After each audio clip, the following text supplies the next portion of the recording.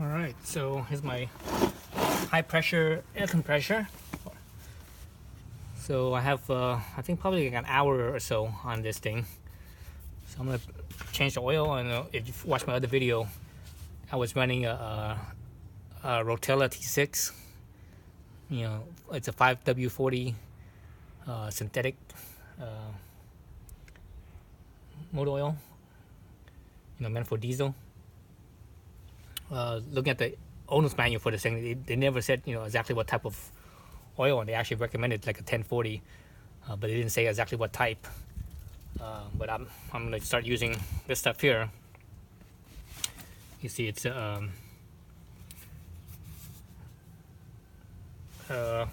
product name is ChemLube 751. So this is used for high pressure compressors. And one of the main concerns with high pressure compressors, because of the high pressure, basically, if you have a regular petroleum product, that could basically compression ignite. You know, because this thing pumps up to I forgot what was the number, 3,500 or something like that, or 4,000 or whatever it is. I forget psi. So that's really high. So that's definitely enough. You know, if that Shell Rotella made its way into the actual pressure chamber, it could ignite. So this stuff won't. This stuff won't. That won't happen. So I'm gonna basically change the oil out. I probably after I change this out, I'm probably gonna run that for another hour or so, or a couple more hours. Then I will actually flush it out again. But that's the reason why I do it. So this stuff is very expensive. This thing cost me with shipping, I think everything to my door, I think it was like, was it $90, $80, $90 for a gallon? So it's pretty pricey. From what I hear, I don't know if it's true or not, but just from what I've read on the internet, take that with a grain of salt, right? Reading things on the internet, is that people are saying that this ChemLube 751 is what's used in the Bauer high pressure compressors for like scuba tanks and such, and firefighting breathing apparatus. So that's what I heard, anyways. I'm not sure if it's true. So very expensive stuff. And if you look at the Bauer oil, it's actually even more. It's probably another $20 or so more than this stuff is. So and Bauer's, it's a brand name, right, for breathing high pressure compressors for breathing for scuba divers and firefighters and such. So but they're a compressor company. They're not a chemical company, so they don't actually make the oils themselves. They just spec the oil out to some chemical company, and the chemical company makes it, and they just put a sticker on it. So that's why it's that markup. So I believe this is the same stuff. But anyways, looking at this compressor, this is the Air Venturi, and looking at this actual compressor here itself, it's basically the same like the some of the other brands too. Some of the better stuff from China. This is one of the better stuff from China. What was the other brand now? I can't remember. Carlet, I think it was. Anyways, you guys get the point. So this should be the drain. Drain right here. All right, that should be the drain. And I actually, before I opened this, I actually ran it for like 5 minutes or so, just to kind of warm it up, so that way the oil could flow easier. You don't have to do that, especially if you live if your temperature where you live is warm. But if it's cold, it's best to just to run it for a little bit, just to warm it up, so the way the oil could flow out easily.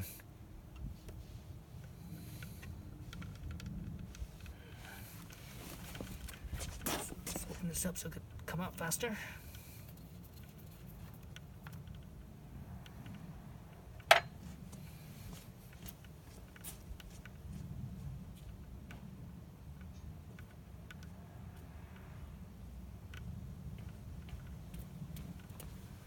So looking into the oil, it looks,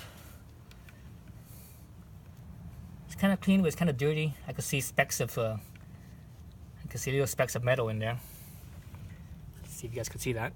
Let me turn this down. I don't know if you guys can see anything. Probably too much reflection from the sunlight. But it's pretty dirty for you know, only been ran for like an hour.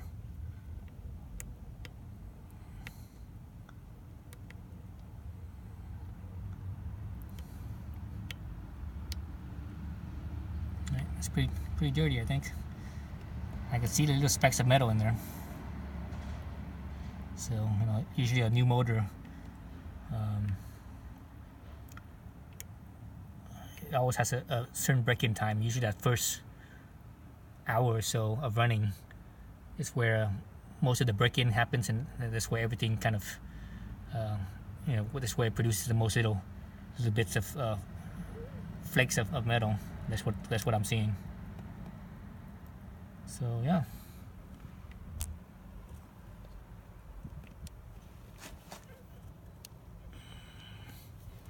And obviously, when you fill it back up, you know, there's a little sticker here that tells you exactly where to fill up. You know, there's a little red bubble indicator there. Just basically get the oil level to the top of that, and you're good. And I usually go a little bit above that, just because I have this habit of doing that. But don't go up much more above that. You know, definitely don't want to go above the sight at all. If you go above that, it basically comes too high, and there's this pressure build up in here. And you don't want that to happen, because that's how seals get caught, you know, causes seal leaks and such.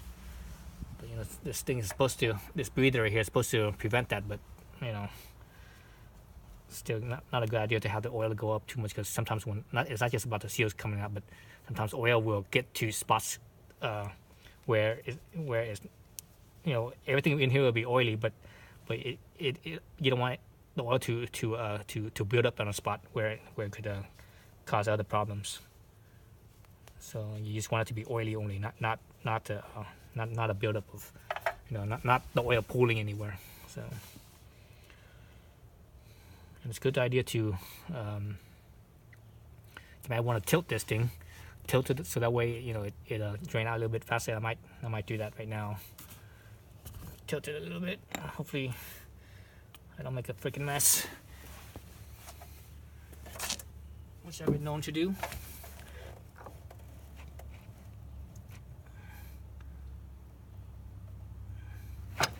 Whoa.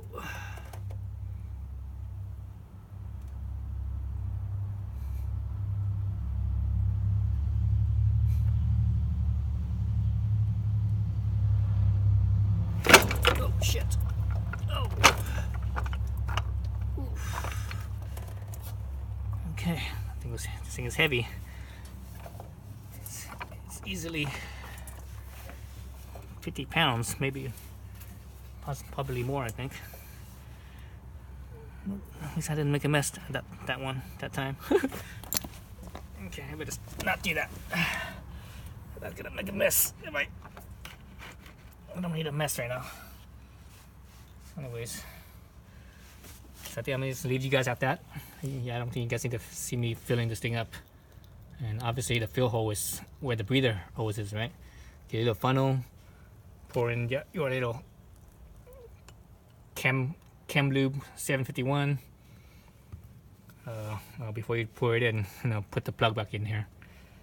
Remember, the plug does have a little nylon gasket.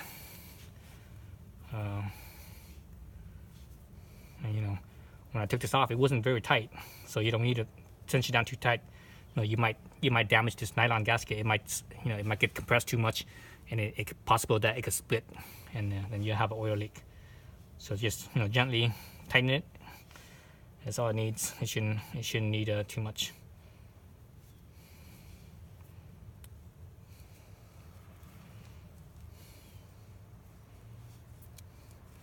All right, I'm gonna leave you guys at that then. Thanks for watching.